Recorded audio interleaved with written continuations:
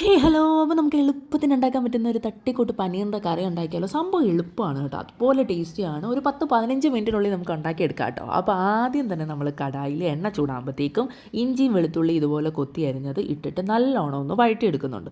എന്നിട്ട് അതൊന്ന് വഴണ്ട് വരുമ്പോഴത്തേക്കും ഇതിലേക്ക് ഒരു 4 സവോള ഇതുപോലെ നീളത്തിൽ അരിഞ്ഞത് ഇട്ടിട്ട് ഒന്ന് വഴറ്റിയെടുക്കുന്നുണ്ട്. അതൊന്ന് വഴണ്ട് വരുമ്പോഴത്തേക്കും പിന്നെ ഇതിലേക്ക് പൊടികൾ വളരെ കുറച്ച് പൊടികൾ മാത്രമേ ഉള്ളൂ കേട്ടോ. കുറച്ച് മഞ്ഞൾപ്പൊടിയും പിന്നെ എരിവിന് ആവശ്യത്തിനുള്ള മുളക് പൊടിയും ഞാനിവിടെ ഒരു ഏകദേശം 1.5 ടേബിൾ സ്പൂൺ ചേർക്കുന്നുണ്ട്. എന്നിട്ട് അതൊന്ന് ലോ ഫ്ലെയിമിൽ ഇട്ടൊന്ന് വഴറ്റിയെടുത്തതിന് ശേഷം ഇതിലേക്ക് ജീര പൗഡറും കൂടെ ആഡ് ചെയ്യുന്നുണ്ട്. അത് ഓപ്ഷണലാണ് കേട്ടോ.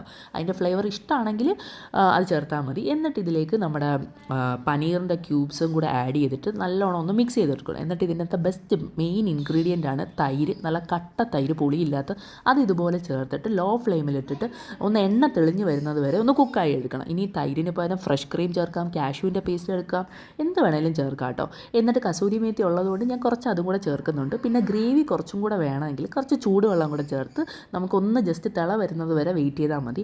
എന്നിട്ട് ലാസ്റ്റ് മേലെ കുറച്ച് ഗരം മസാലയും കൂടെ ഇട്ട് കഴിഞ്ഞാൽ സംഭവം സെറ്റാണ് കേട്ടോ. ഇത് ചപ്പാത്തിൻ്റെ കൂടെ, ദോശേൻ്റെ കൂടെ, നെയ്ച്ചോറിൻ്റെ കൂടെ എന്തിനു വേണ്ടെങ്കിലും പോകുന്ന പറ്റിയ കോംബോയാണ് കേട്ടോ.